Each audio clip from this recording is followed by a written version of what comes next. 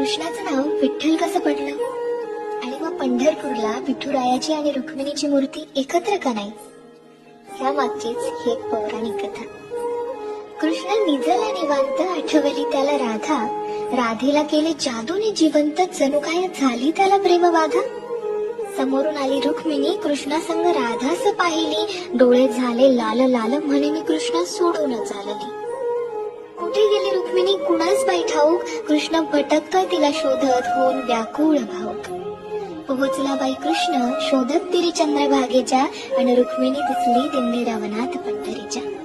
कृष्ण म्हणवितो रुक्मिणीस, पण ती रुसलेली फार, म्हणतो कसा, अगं रुक्मिणी कसा करू मी तुझ्या विना वैकुंठाचा संसार. रुक्मिणी नाराज, त्यातच कृष्णास आठवे भक्त एक थोर, नाव त्याचे पुंडलिक, लय गुणाचं ते पोर. पुंडलिकाच्या घरी आली कृष्णाची ग बाई स्वारी.